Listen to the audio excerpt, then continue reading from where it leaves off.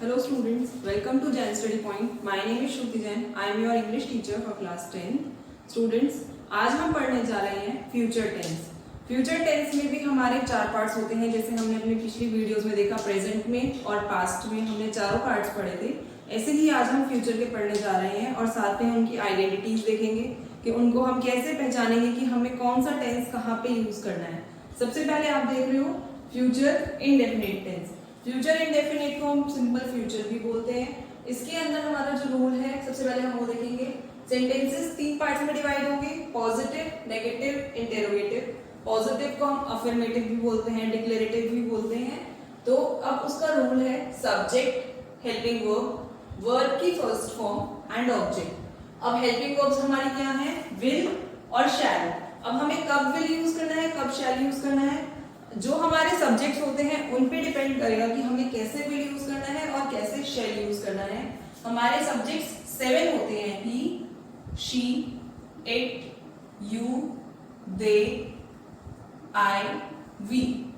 तो ऊपर वाले जो ये 5 सब्जेक्ट्स होते हैं इनके साथ हम यूज करेंगे विल, और जो ये लास्ट के 2 सब्जेक्ट्स हैं यानी आई एंड वी, इन 2 के साथ हम यूज करते हैं शैल। अब आपको ये डाउट होगा कि बहुत केसेस में आपने देखा होगा आई और वी के साथ हमने कहीं कहीं पे विल भी यूज किया होता है। वो केस हम सिर्फ मोडाल्स में यूज करते हैं।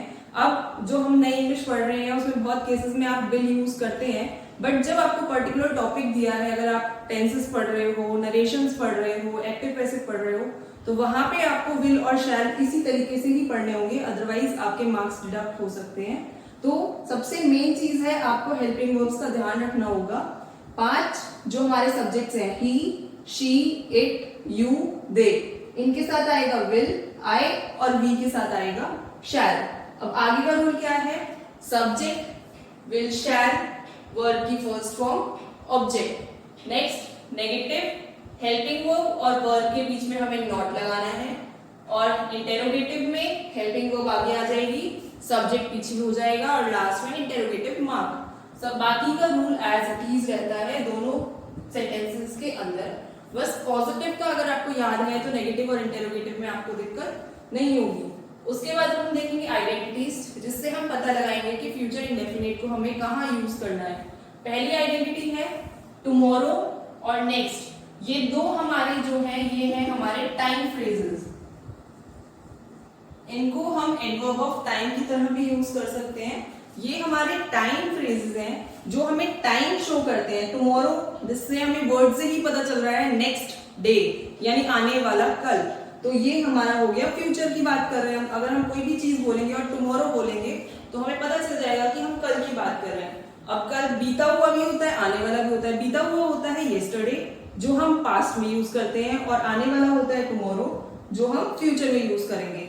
सेम वे नेक्स्ट, अब नेक्स्ट के साथ आप कोई भी आगे ऐड कर सकते हो, next day, next month, next year.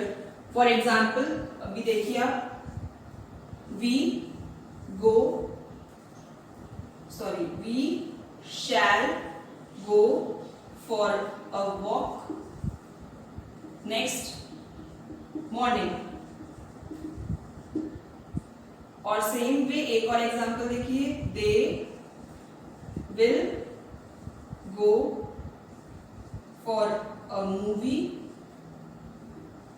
tomorrow। अब आप देख रहे हो यहाँ पे मैंने यूज किया है सब्जेक्ट में वी, तो हमने हेल्पिंग वर्ब यूज की शैल।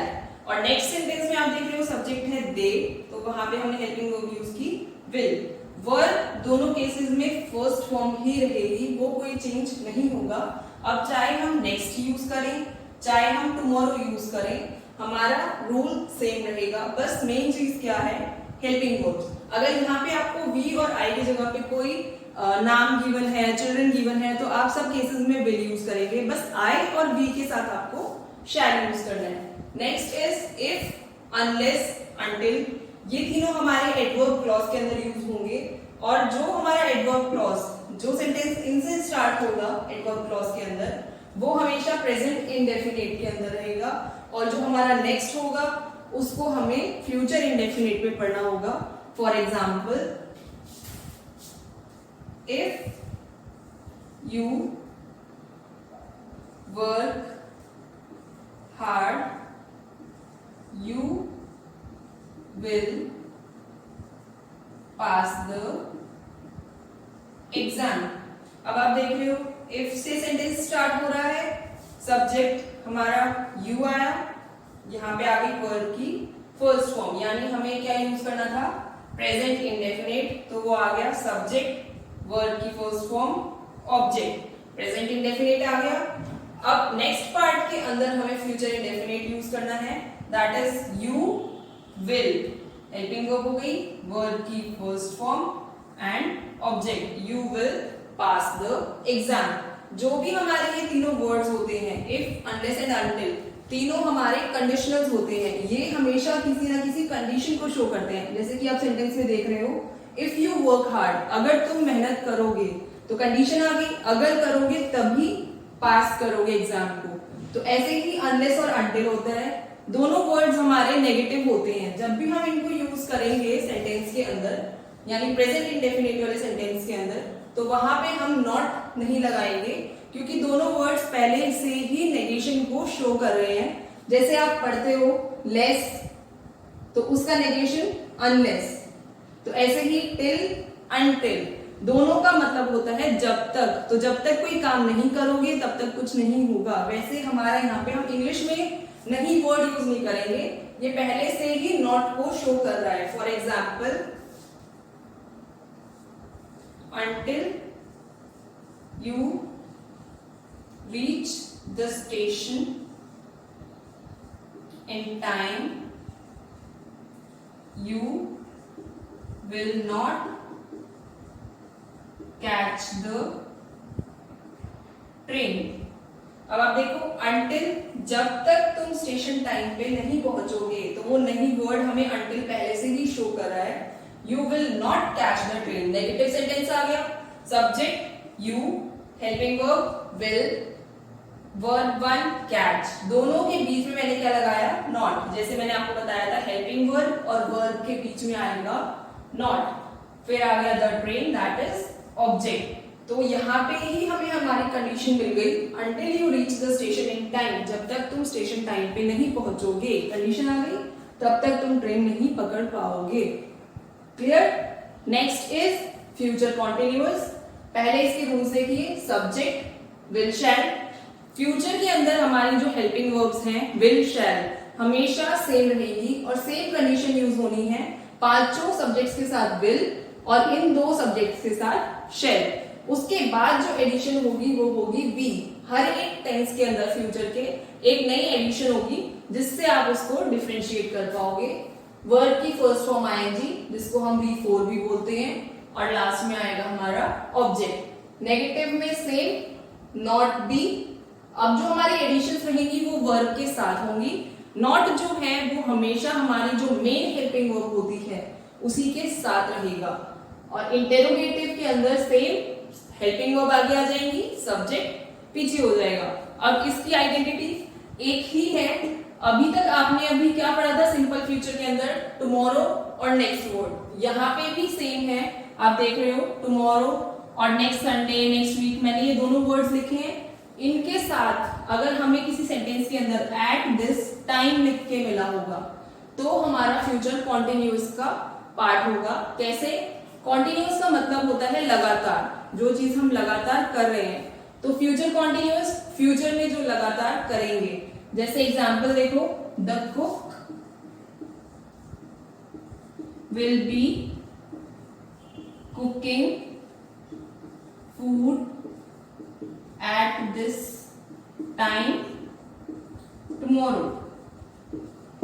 एग्जाम्पल देख रहे हैं आप, द कुक, यहां पे हो गया हमारा subject, will helping verb, be हमारी जो नई एडिशन थी, वर्ब वन आईएनजी, ऑब्जेक्ट। अब आ गया हमारा time phrase, at this time, इस टाइम पे ही कल जो कुक होगा वो खाना बना रहा होगा, लगातार ये काम कर रहा होगा।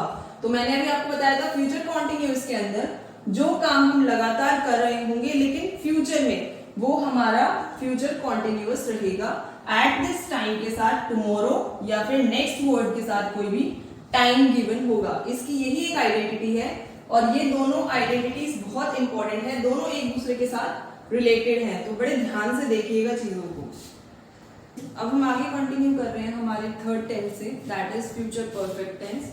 इसमें सबसे पहले आप देखिए रूल्स। पॉजिटिव का है सब्जेक्ट, हेल्पिंग वर्ब रहेगी विल शैल, एडिशन जैसे अभी हमने फ्यूचर कॉन्टिन्यूअस के अंदर बी देखी थी, यहाँ पे हमारी है हैव, वर्ब की थर्ड फॉर्म, ऑब्जेक्ट। जैसा कि मैंने आपको बताया परफेक्ट के अंदर हम हमेशा वर्ब की थर्ड फॉर्म ही यूज करेंगे, चाहे हमारा कोई भी टेंस हो आपको वर्ब की थर्ड फॉर्म ही यूज करनी है। नेगेटिव के अंदर will shell, not, have, verb third, object. अभी मैंने आपको फ्यूचर कॉन्टिन्यूअस के अंदर भी बताया था और सिंपल फ्यूचर के अंदर भी बताया था कि जो हमारा नॉट रहेगा वो हमेशा हेल्पिंग वर्ब के बाद रहेगा, जो भी हमारी एडिशंस हैं वो सब नॉट के बाद आएंगी। इंटेरोगेशन में हेल्पिंग वर्ब आगे आ जाएगी, सब्जेक्ट पीछे हो जाएगा और लास्ट में interrogation mark that is question mark हमेशा लगाना बहुत जरूरी है, तभी आप आइडेंटिफाई कर पाएंगे कि ये क्वेश्चन वाली स्टेटमेंट है, अदरवाइज मुश्किल हो जाएगा बताना कि ये क्वेश्चन वाली स्टेटमेंट है या एक्सक्लेमेटरी वाली स्टेटमेंट है। नेक्स्ट अब हम आइडेंटिटीज देखेंगे इसकी। फर्स्ट आइडेंटिटी इज टिल और बाय। जब भी सेंटेंस के अंदर टिल और बाय यूज हो रहा है तो हमें पता चल जाएगा कि हमें फ्यूचर परफेक्ट के अंदर ही उसका आंसर करना है। जैसे फॉर एग्जाम्पल आप देखिए, she will have revised her lesson till Monday. तो यहाँ पे टिल और बाय का मतलब होता है तब तक, मतलब कि आपको एक टाइम दे रहे हैं और वो काम आपको तब तक कंप्लीट करना है, तो वो आपको टाइम फ्रेज की तरह यूज करना होगा जिसके बाद कोई टाइम गिवन होगा। अब यहाँ पे है she will have revised her lesson, वो अपना लेसन रिवाइज कर लेगी कब तक, टिल मंडे, मंडे तक। अब देखिए सब्जेक्ट सिंगुलर है, विल के साथ आएगा हैव, सब्जेक्ट सिंगुलर है और शी है। मैंने आपको बताया था आई और वी के साथ ही हमें शैल यूज करना है, बाकी सबके साथ विल आएगा। तो शी के साथ आया विल, उसके बाद हमने लगाया हैव के बाद आ गई वर्ब की थर्ड फॉर्म, रिवाइज को थर्ड फॉर्म में चेंज किया दैट इज रिवाइज्ड। फिर आएगा हर लेसन टिल मंडे। तो यहाँ पे हर लेसन हमारा हो गया ऑब्जेक्ट 1 और ये हो गया ऑब्जेक्ट 2।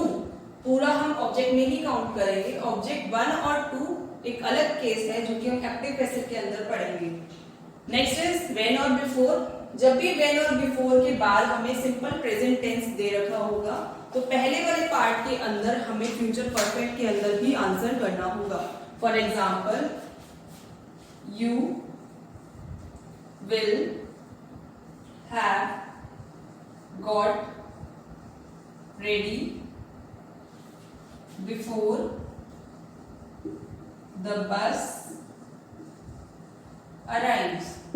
अब आप देख रहे हो, पहले आप बाद वाला पार्ट देखिए, बिफोर के बाद जो हमारा पार्ट है वो सिंपल प्रेजेंट के अंदर दिया हुआ है, द बस अराइव्स।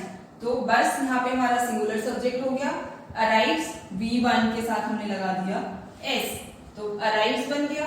अब इससे पहले का जो पार्ट रहेगा उसमें हम हमेशा फ्यूचर परफेक्ट ही यूज करेंगे। यू है तो उसके साथ आ गया विल, हैव, गेट की third form got, get, got, got, और रेडी यहाँ पे हमारा हो गया object. You will have got ready before the bus arrives. तो ऐसे ही यहाँ पे किसी सेंटेंस के अंदर अगर व्हेन के साथ सिंपल प्रेजेंट दे रखा होगा तो भी हम यही केस को फॉलो करेंगे। And the last is future perfect continuous. बहुत रेयरली यूज होता है बट हमें पता होना चाहिए अगर कहीं पे आ जाए तो हमें कैसे यूज करना है। सेम आइडेंटिटी है जैसा हम पिछले 2 में पढ़ते आए, सिंस फॉर। सिंस फॉर यहाँ पे सबसे इंपॉर्टेंट पार्ट है, यही इसकी आइडेंटिटी है। सबसे पहले आपको पता होना चाहिए सिंस क्या होता है और फॉर क्या होता है। जैसे मैंने पिछली वीडियोस में भी बताया है, सिंस होता है स्टार्टिंग पॉइंट ऑफ टाइम, कोई भी चीज कब से शुरू हो रही है वो होता है हमारा सिंस, और फॉर होता है टाइम ड्यूरेशन, जिसको आप पीरियड ऑफ टाइम भी बोल सकते हो। तो इसमें आपको एक टाइम पीरियड दे दिया जाता है कि कितनी देर के लिए आपने कोई काम किया है। अब यहाँ पे हम डिफरेंशिएट कैसे करेंगे, यहाँ पे हमारी जो फ्यूचर टाइमिंग है वो हमें स्टार्टिंग में दी होगी। प्रेजेंट में हमें सिंपल सेंटेंस दिया होता है, पास्ट के अंदर लास्ट में हमें पास्ट की कोई सिचुएशन दी होगी और फ्यूचर के अंदर स्टार्टिंग में फ्यूचर टाइमिंग्स दी होंगी जो कि ज्यादातर बाय से स्टार्ट होंगी। जैसे एग्जांपल आप देख सकते हो, by tomorrow she will have been staying at her uncle's place for 2 weeks। अब आप देख रहे हो लास्ट में हमारी आइडेंटिटी आ गई फॉर 2 वीक्स, 2 हफ्ते के लिए, एक ड्यूरेशन दे दी 2 हफ्ते, बट वो कब स्टार्ट हुए कब एंड होंगे मैंने नहीं मेंशन किया। अब फ्यूचर टाइमिंग्स क्या है, बाय टुमारो मतलब कल के बाद से, तो फ्यूचर तो यहीं से ही हमें पता चल गया कि कल के बाद से कोई चीज स्टार्ट हो रही है। She will have been staying, she यहाँ पे हो गया सिंगुलर सब्जेक्ट, उसके साथ आ गया will, have identity, been verb 1 ING और ऑब्जेक्ट, और लास्ट में उसका मेन पार्ट फॉर। यहाँ पे किसी सेंटेंस के अंदर सिंस भी आ सकता है तो वो आपको आइडेंटिफाई करवा देगा कि ये सब्जेक्ट जो हमारा पार्ट है फ्यूचर परफेक्ट कॉन्टिन्यूअस का ही है। यहाँ पे हमारा टेंसेस का टॉपिक खत्म हो गया और अब आप ज्यादा जानने के लिए हमारी ऐप डाउनलोड कर सकते हैं, that is Gen study point app, और हमारा चैनल ज्वाइन कर सकते हैं Gen study point. Thank you students.